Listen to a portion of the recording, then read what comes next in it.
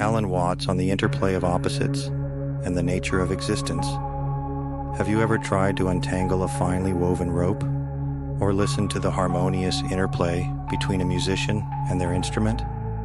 If so, then you've got a sneak peek into Alan Watts's view of the world. Watts, an esteemed interpreter of Eastern philosophy for Western audiences, saw life's many dualities not as battlegrounds of opposition, but as harmonious ensembles, much like a rope's interwoven strands, or a symphony arising from a musician's interaction with their instrument.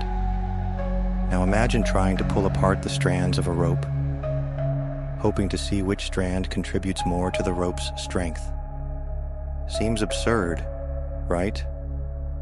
And yet, we often try to do just that in our lives, dissecting joy from sorrow, success from failure, life from death, as if they were strands that could be separated and evaluated independently. Watts, with his gentle humor, might say we've missed the forest for the trees.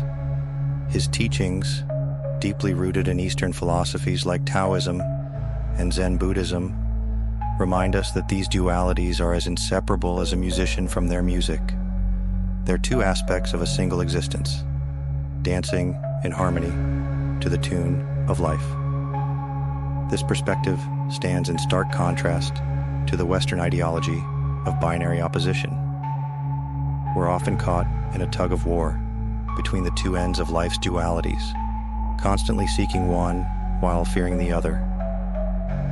But as Watts often quipped, life and death are not two opposed states, but a single process, like a wave and the ocean.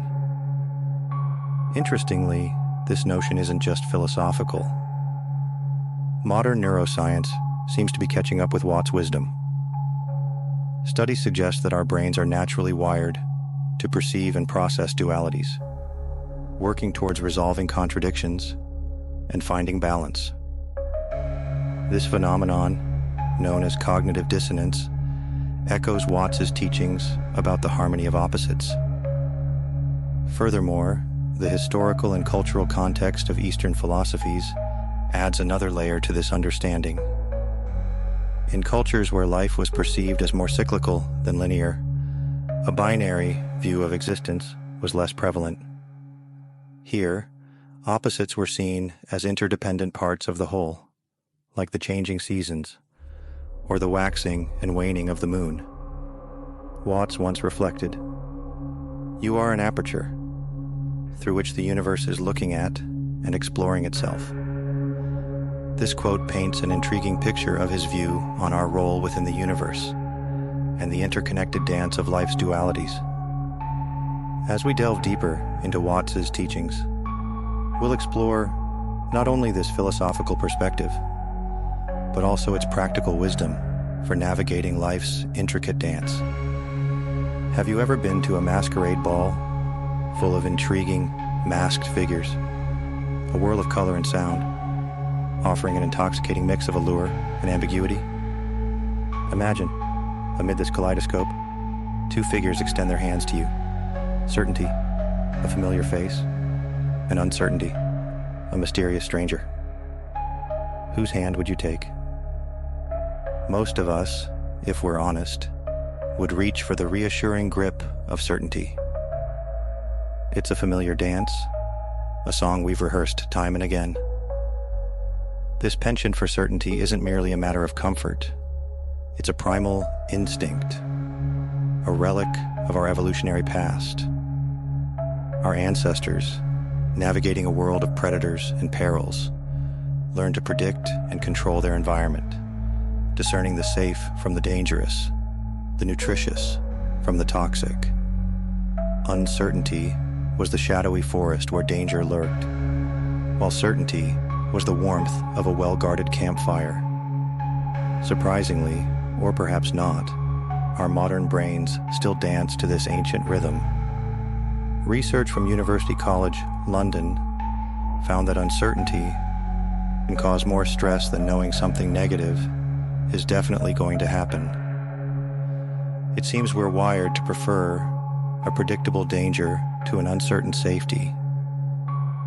As Alan Watts humorously put it, muddy water is best cleared by leaving it alone. Our societies, for their part, reinforce this inclination. We're encouraged to choreograph our life dances down to the last step, mapping out our futures as carefully as a cartographer charts unexplored lands. From choosing our education and career paths to planning for retirement, we're often urged to follow a set routine rather than improvising our own melody. Enter Alan Watts, suggesting we consider a dance with the unpredictable. He viewed our obsession with certainty and control as a detachment from the inherent ebb and flow of life, akin to trying to put the ocean into a paper cup. To fear unpredictability, in his view, is like refusing to sail, because the sea might get stormy. It's missing the adventure for fear of the waves.